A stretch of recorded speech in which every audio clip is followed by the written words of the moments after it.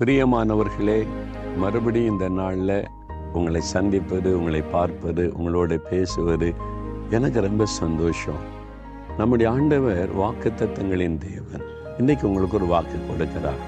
மத்தேயு 28:20 உலகத்தின் முடிவு பரியந்தம் சகல நாட்களிலும் நான் உங்களுடனே கூட இருக்கிறேன் அப்படின்னு சொல்றார். உங்களோடு கூட நான் இருக்கிறேன். உலகத்தின் முடிவு வரைக்கும், உங்களுடைய மரணம் வரைக்கும், ஆண்டவருடைய வருகை முந்தி கொண்டால் உலகத்தின் முடிவு வரைக்கும் உங்களோடு கூட நான் இருக்கிறேன்னு சொல்கிறேன். அவரோடு நம்ம கைப்பிடிச்சு நடக்க ஆரம்பிச்சுட்டா பாதியில் விட்டு விட்டு போகிற தேவன் அல்ல, கடைசி வரைக்கும் கூட இருப்பார். மற்ற எல்லாருமே பாதியில் போகக்கூடும். ஒரு ஃப்ரெண்ட், ஸ்கூலில் ஃப்ரெண்டுனா ஸ்கூல் படி முடிஞ்சோன்னா வேறு படிக்க போனால் அதோட போயிடுவாங்க. காலேஜ் ஃப்ரெண்டுனா 3 வருஷம் 5 வருஷம் படிப்பு முடிந்தோடனே அடுத்த படிப்புக்கு போயிடுவாங்க. அதில் என்னதான் ஃப்ரெண்ட்ஸாக இருந்தாலும் அவங்களுக்கு ஒரு திருமணமாகி தனி வாழ்க்கை அமைஞ்ச உடனே அவங்க போயிடுவாங்க. அப்போ என்னைக்காவது ஒரு நாள் ஹலோ சொல்லுவாங்க, பேசுவாங்க. ஒரு கணவன் மனைவி கூட யார் முந்தி மரணத்தை சந்திப்பாங்க தெரியாது. ஆனால் இயேசு கிறிஸ்து அப்படின்னு கடைசி வரைக்கும் கூடவே இருப்பார். பரலோகத்திலையும் அவர் தான் கூட இருப்பார்.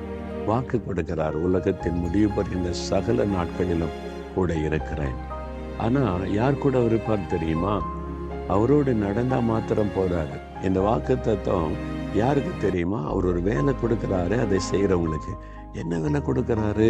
முந்தின வசனத்தில் நீங்கள் புறப்பட்டு போய் எல்லா இன மக்களுக்கும் இந்த சுவிசேஷத்தை சொல்லுங்க, அப்போ நான் உங்க கூடவே கடைசி வரை இருப்பேன்னு சொல்றார். அப்போ யாருக்கு இந்த வாக்கு தத்துவம் தெரியுமா?